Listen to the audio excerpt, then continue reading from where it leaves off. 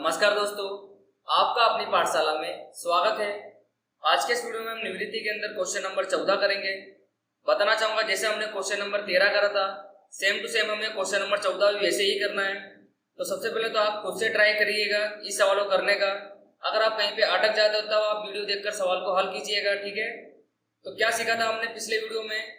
तो आमतौर पर हम खातों को सीधे बंद करते हैं, बट अभी के जो हमारे सवाल चल रहे हैं इसमें हमें खातों को उल्टा बंद करना है, ठीक है, जैसे कि मैंने आपको पिछले वीडियो में बता ही दिया था। तो चलिए सवाल पढ़ते हैं।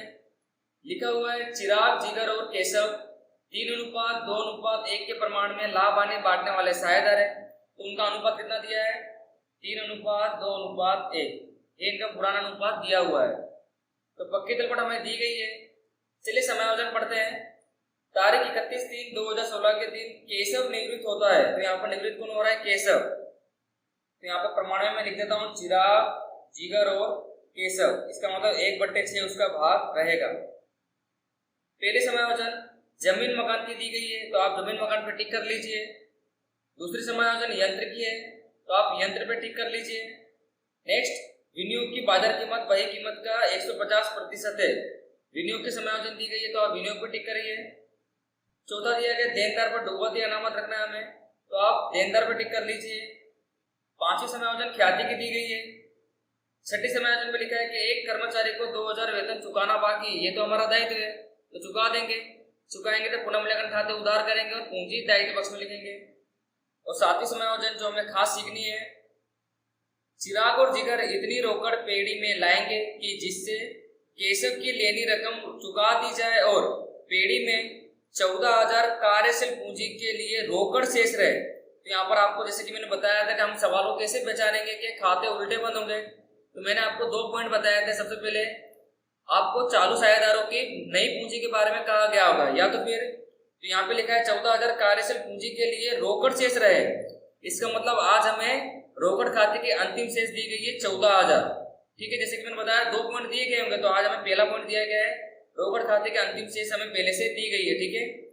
और आगे क्या लिखा है? और नई पीढ़ी में नई पूंजी उनके लाभ आने के प्रमाण में रखनी है। तो आपको इधर भी अंडरलाइन करना है। केवल यहाँ पे लिखा है कि लाभ आने के प्रमाण में रखना है, ठीक है। नए प्रमाण में रखना है ऐसा कुछ नहीं बोला है, बट खाली बोला है कि लाभ आने के प्रमाण में रखना है। तो जब समायोजन हम सोल्व करेंगे तब आपको अच्छे से बताएंगे, तो आपको वीडियो में अच्छे से ध्यान देना है, ठीक है। तो चलिए पक्की तलपट की एक एक बाकियों खातों में रखते हैं। सबसे पहले दी गई पूंजी लिखेंगे शेष, आगे लाए 20,000, 20,000 और 10,000। नेक्स्ट यहाँ पे दिया सामान्य अनामत, जैसे कि पता है आपको एकत्रित किया गया लाभ है, आपस में साझेदारों में बांट देंगे। सामान्य अनामत, तो आप जब बांटोगे 3:2:1 में, तो यहाँ पर आएगा 3,000, 2,000 और 1,000। सिंपल। नेक्स्ट यहाँ पे लिखा है लेनदार खाता, तो लेनदार हमारा दायित्व है, दायित्व पक्ष में लिखेंगे लेनदार। समायोजन नहीं है इसकी, ठीक है। 44,000 बाद लिख देंगे हम। संपत्ति लेना पक्ष में आते हैं। सबसे पहले लिखिए जमीन मकान। जमीन मकान संपत्ति हमारी, और इस पर समायोजन भी है। जमीन मकान कितने की दी है? 50,000 को। आगे लिखे है यंत्र। यंत्र पर भी क्या है? समायोजन है, 20,000। नेक्स्ट यहाँ पे विनियोग। विनियोग पर भी क्या है? समायोजन है, विनियोग 10,000। स्टॉक पर कोई समायोजन नहीं, रकम डायरेक्ट बाहर लिख देंगे 10,000। नेक्स्ट यहाँ पे लिखा है देनदार। देनदार पर समायोजन है 20,000। और आखिर में दिया हमें रोकड़। कहाँ लिखेंगे? रोकड़ खाते के उधार पक्ष में शेष आगे लाए, शेष आगे लाए 2,000। तो इस प्रकार बाकियों को हमने खातों में रख दिया है। चलिए एक एक करके समायोजन जो आपको आती है वो सोल्व करते हैं। पहले समायोजन में लिखा है कि जमीन मकान की कीमत 20% से बढ़ानी है। इसका मतलब हमको 20% ही बढ़ानी है, तो बढ़ा देंगे 20%। 50,000 का 20% कितना आएगा?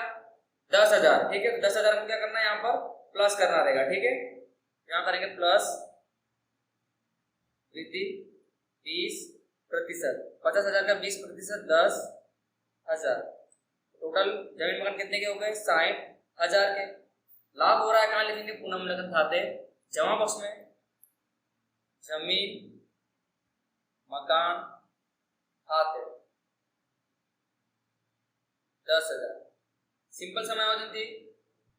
नेक्स्ट यहाँ पे लिखा है यंत्र की कीमत 90% तक गिननी है। इसका मतलब अभी जो हमें कीमत दी गई है यंत्र की, ये कितनी है? 100%। तो हमें कितनी गिननी है? 90% गिननी है। इसका मतलब हमें 10% की क्या करनी है? कमी करनी है। ठीक है, जैसे कि बताया मैंने आपको, ये जो कीमत दी गई है 100% है। अगर हमें 90% गिननी है, इसका मतलब हमको 10% की यहाँ पे कमी करनी रहेगी। तो 20,000 का 10% कितना हो जाएगा? 2,000। यानी हमको 2,000 की यहाँ पे क्या करनी है? कमी करनी है। माइनस करेंगे तो यहाँ पर आ जाएगा 18,000। अब कमी हो रही है तो पुनर्मूल्यांकन खाते हम क्या करेंगे? उधार करेंगे। यंत्र खाते 2,000। आगे लिखा है विनियोग की बाजार कीमत बही कीमत का 150% है। अभी जब हमने सीखा कि जो बही में कीमत दी गई है वो 100% है, इसका मतलब जो विनियोग की कीमत हमारे पास है वो 100% है। जबकि बोल रहा है कि विनियोग की बाजार कीमत 150% हो गई, इसका मतलब हमको यहाँ पर 50% की वृद्धि करनी है। ये 100% है, अगर 50% की वृद्धि करेंगे तो बाहर कितना हो जाएगा? 150%। तो 10,000 का 50% कितना हो जाएगा? 5,000। बाहर आ जाएगा 15,000। तो फिर से हमें संपत्ति में लाभ हो रहा है, क्या करेंगे? पुनर्मूल्यांकन खाते यहाँ लिख देंगे विनियोग खाते। विनियोग खाते 5,000। उम्मीद कर रहा हूं आपको समायोजन अच्छे से आ रही होगी, क्योंकि आपने सभी समायोजन पहले से ही सीख लिए। चलिए आगे बढ़ते हैं।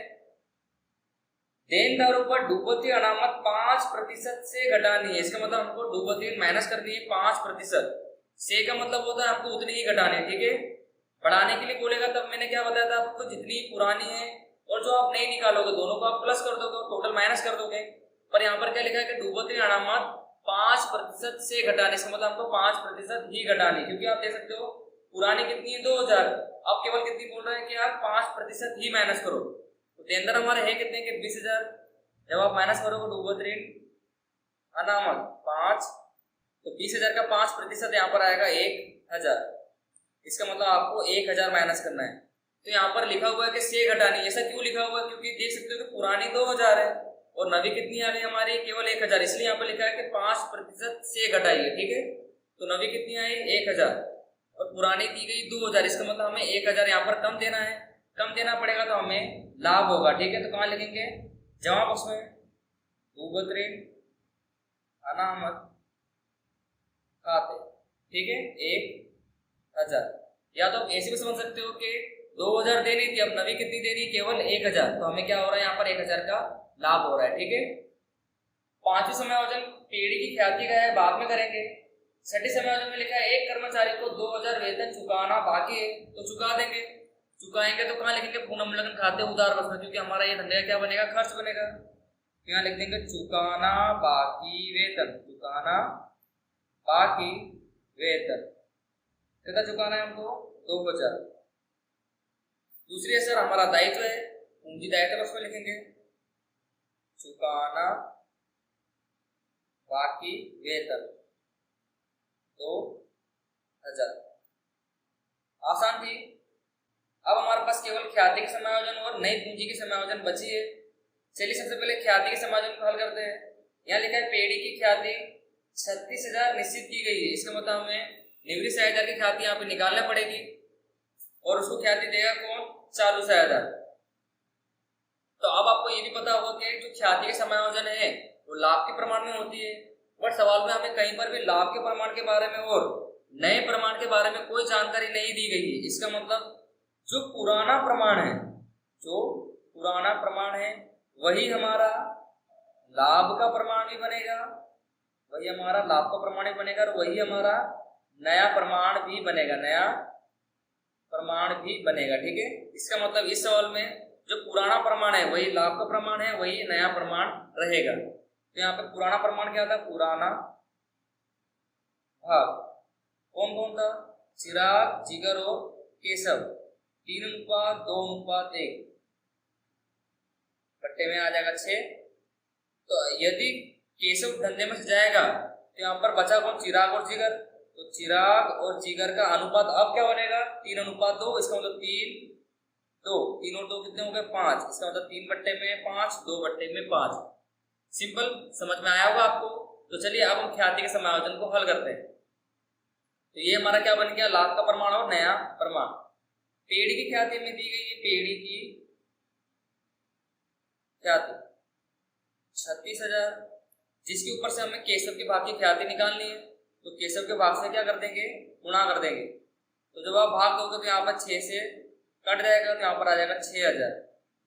तो यहाँ पर जो केशव के भाग की ख्याति आई है, किसके भाग की ख्याति आई है, केशव की, कितनी आई है, 6,000। तो इस 6,000 की ख्याति को देगा कौन, चिराग और जिगर, उनके इन्हीं प्रमाण में। तो यहाँ पर रोजनामचा क्या बनेगा, चिराग के पूंजी खाते उधार, जिगर के पूंजी खाते उधार, और लास्ट में केशव के पूंजी खाते जमा कर देंगे। ठीक है, टोटल ख्याति केशव की कितनी आएगी, 6,000, और देगा कौन, चिराग और जिगर, इनके ये वाले प्रमाण में। तो जब आप 6,000 को इस प्रमाण में बांटोगे तो यहाँ पर आएगा 3600 और तीसरा 2400।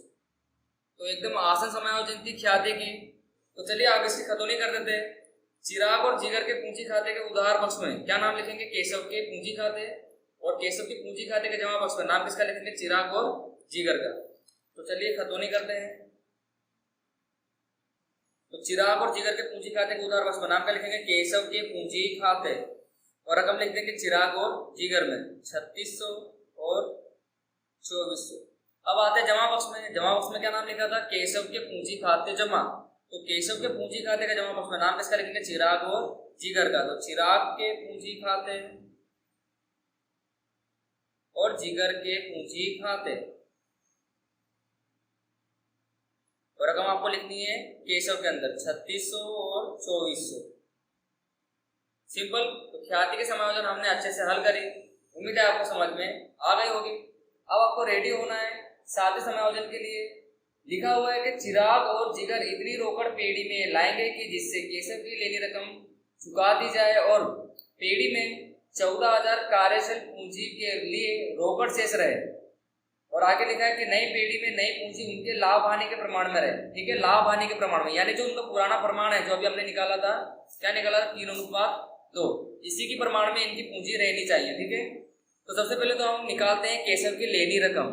तो सवाल हमारा पूरा हो गया है। अब हम क्या करेंगे, तो सबसे पहले हम क्या करेंगे, पुनर्मूल्यांकन खाता बंद करेंगे, क्योंकि हमें केशव की लेनी रकम निकालनी है। तो जो भी लाभ या हानि आएगा उसे हमें पूंजी खाते में रखना पड़ेगा। तो यहाँ पर जमा पक्ष का टोटल ही ज्यादा है। ठीक है, 16,000, जिसे हम दोनों तरफ लिखेंगे। ठीक है, 16,000। अब इस 16,000 में से माइनस करो 2,000 2,000 को, तो यहाँ बचेगा। तो ये क्या आया, लाभ आया है चिराग, जिगर और केशव का। जब आप 3:2:1 में बांटोगे तो यहाँ पर आएगा 6,000, 4,000 और 2,000। सिंपल। यहाँ उधार है तो पूंजी खाते हम क्या कर देंगे, जमा कर देंगे, लाभ या पुनर्मूल्यांकन खाते। ठीक है, 6,000, 4,000 और 2,000।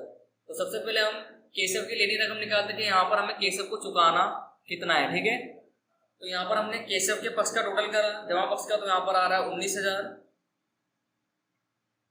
जिसे आपको दोनों तरफ लिखना है। ठीक है, 19,000। अब यहाँ पर माइनस करने के लिए कुछ भी नहीं है, तो पूरी की पूरी क्या बनेगी, इसकी शेष। और यहाँ पर सवाल में लिखा हुआ कि जो 19,000 है, ठीक है, माइनस करने के लिए यहाँ पर कुछ भी है नहीं, तो पूरी शेष क्या होगी, 19,000। 19,000 को हमको यहाँ पर रोकड़ में चुकाना है, क्योंकि सवाल में लिखा हुआ कि केशव की लेनी रकम रोकड़ में चुका देनी। तो यहाँ पर हमने लिखा रोकड़ खाते, इसके पूंजी खाते के उधार पक्ष में। अगर रोकड़ में चुकाएंगे तो धंधे में से रोकड़ जाएगी, जाए तो हम करेंगे रोकड़ पक्ष के जमा पक्ष में एंट्री करेंगे।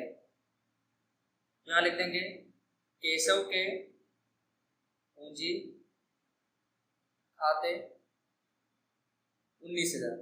तो यहाँ पर हमने केशव को तो चुका ही दिया है। तो अब यहाँ पर समायोजन शुरू होती है कि केशव की लेनी रकम को हमको चुकाना है, जो कि कौन लाने वाला है, चिराग और जिगर, पूंजी खाता। इसका मतलब केशव को चुकाने के लिए यहाँ पर आज फिर से कौन लाने वाला है, चालू साझेदार। यहाँ लिख देंगे चिराग और जिगर। पिछले सवाल में ऐसा लिखा था कि जितनी रकम उसको चुकानी है उतने ही वो लोग रोकड़ में लाएंगे, बट आज सवाल में ऐसा नहीं लिखा है। यहाँ लिखा था कि चिराग और जिगर इतनी रोकड़ पेड़ी में लाएंगे कि जिससे केशव की लेनी रकम रोकड़ में चुका दी जाए और कार्य से पूंजी हमारे पास कितनी रहे, 14,000। इसका मतलब शेष आगे ले गए, शेष आगे ले गए। कितनी गई, 14,000 दी गई। पिछले सवाल में हमने क्या करा था कि जितना हमको चुकाना है उतना हमने यहाँ पे रखा था और टोटल करके अंतिम शेष निकाली थी रोकड़ खाते की। बट आज हमें पहले से अंतिम शेष दी गई तो हम इस 19,000 को यहाँ पे नहीं लिखेंगे, ठीक है, क्योंकि यहाँ पर कितनी भी रकम आ सकती है दोनों की, चिराग और जिगर की। तो आज हमको 19,000 यहाँ पे नहीं लिखना है क्योंकि हमें पहले से अंतिम शेष यहाँ पे दी गई जिसे हम कार्यशील पूंजी कहते हैं। 14,000 पहले से दी गई है। तो अब हम क्या करेंगे, इस पक्ष का टोटल करते हैं पहले, ठीक है। तो 14,000 और 19,000 33,000 और यहाँ पर भी लिख देंगे 33,000।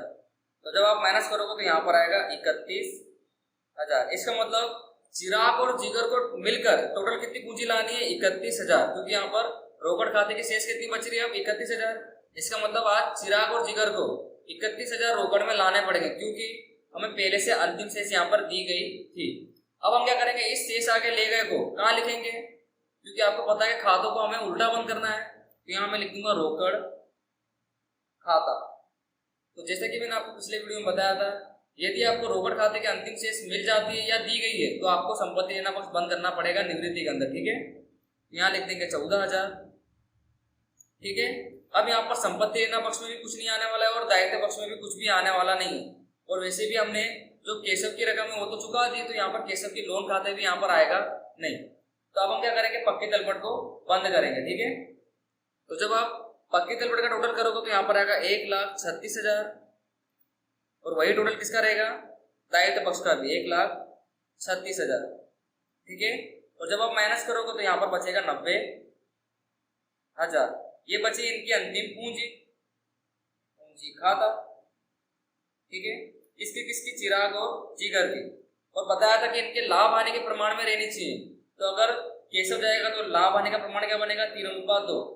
तो इस 90,000 को हमें 3:2 के प्रमाण में बांटना रहेगा। तो जब आप बांटोगे तो यहाँ पर आएगा 54,000 और 36,000, ठीक है। तो हमारे पास यहाँ पर अंतिम पूंजी आ गई, कहाँ लिखेंगे, शेष आगे लेगा के रूप में पूंजी खाते में। यहाँ लिख देंगे 54,000 और 36,000, ठीक है। अब बस आपको खाते का टोटल करना है और आपको यहाँ पर जमा पक्ष में रोकड़ खाते की शेष मिल जाएगी, रोकड़ खाता, क्योंकि रोकड़ लाने वाले तो जमा पक्ष में ही इनकी अंतर की रकम मिलेगी। तो अब हम क्या करेंगे, यहाँ पर पूंजी खाता भी बंद करते हैं। तो जब आप चिराग के खाते का टोटल करोगे तो यहाँ पर आएगा 57,600 और यहाँ पर जो जिगर है उसका आएगा 38,400। तो इस प्रकार उधार पक्ष का टोटल दोनों तरफ लिख देंगे 38,400। अब आप एक एक करके माइनस करोगे। जब आप 57,600 में से इन तीनों को माइनस करोगे तो यहाँ पर आएगा 18,600। तो यहाँ पर चिराग कितने लाने वाला है, 18,600। और जब जिगर का 38,400 में से ये तीनों रकम को माइनस करोगे तो यहाँ पर आएगा 12,400। इसका मतलब जिगर यहाँ पर 12,400 लाने वाला है। तो अब आप चेक कर सकते हो, जब आप इन दोनों का टोटल करोगे तब आपके पास 31,000 आसानी से आ जाएगा। यहाँ पर हमने कहाँ लिखा है, जमा पक्ष में, तो कहाँ इसकी असर करनी पड़ेगी, जहां हमने जगह खाली छोड़ी थी, ठीक है, रोकड़ खाते के उधार पक्ष में। तो यहाँ लिख देंगे 18,600 और 12,400। तो जब आप इन दोनों रकम का टोटल करोगे तो बाहर आपके पास आ जाएगा 31,000। तो आप टोटल करके आसानी से देख सकते हो। तो इस प्रकार अब हमारा पूरा सवाल कंप्लीट हुआ। देख सकते हैं हमने पुनर्मूल्यांकन खाता भी बंद कर दिया है, पूंजी खाता भी बंद कर दिया है और अभी जस्ट हमने रोकड़ खाता भी यहाँ पर बंद करा और पक्की तलपट तो हमने पहले ही बंद कर दी थी, ठीक है। तो जैसे कि मैंने बताया आपको, दो प्रकार सवाल के अंदर पॉइंट दिए गए होते हैं। सबसे पहला चालू साझेदारों के बारे में लिखा गया होगा कि उनकी पूंजी नए लाभ आने के प्रमाण में रखनी है, और दूसरा रोकड़ खाते के अंतिम शेष डायरेक्टली या इनडायरेक्टली दी गई होगी। इनडायरेक्टली हमने कल निकाली थी और आज हमें डायरेक्टली बोला गया था कि रोकड़ खाते के अंतिम शेष कितनी रहे, 14,000। इस प्रकार रोकड़ कौन लाने वाला है, चिराग और जिगर। तो हमने रोकड़ शेष को यहाँ लिखा, फिर हमने पक्के तलपट बंद कर दी, ठीक है। पक्के तलपट के बाद हमने क्या बंद करा, पूंजी खाता बंद करा, और लास्ट में हमारे पास चिराग और जिगर कितनी लाने वाले हैं, वो रोकड़ हमारे पास आ गई। तो चिराग यहाँ पर ला रहा है 18,600 और जिगर ला रहा है 12,400। तो उम्मीद करता हूँ सवाल आपको ये वाला भी समझ में अच्छे से आया होगा। और जैसे कि मैंने आपको कह दिया है पहले भी, आपको ये सवालों की प्रैक्टिस अच्छे से करने पड़ेगी 3 से 4 बार। पहली बार करने से आपको ये सवाल नहीं आने वाले, तो प्रैक्टिस आपको करनी रहेगी इस चैप्टर की। तो एक बार मैं फिर से आपको बता देता हूँ, हमको आज सवाल में कार्यशील पूंजी के रूप में रोकड़ खाते के अंतिम शेष दी थी 14,000, ठीक है। इसको हमने कहाँ लिखा, पक्के तलपट में, और पक्के तलपट के ऊपर से हमें क्या मिल गई, पूंजी खाते की अंतिम शेष मिल गई, जिसे हमने लिखा पूंजी खाते में, ठीक है। शेष आ गए ले गए के रूप में 54,000 और 36,000। इस प्रकार जब आप उधार बस का टोटल में से जमा बस का टोटल को माइनस कर दोगे तो हमें रोकड़ खाते की अंतिम शेष मिल जाएगी 18,600 और 12,400।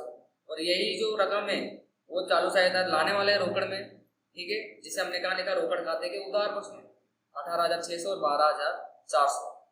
तो आज की वीडियो में अब हम इतने रखेंगे, मिलेंगे आपसे फिर से नेक्स्ट वीडियो में नेक्स्ट क्वेश्चन के साथ।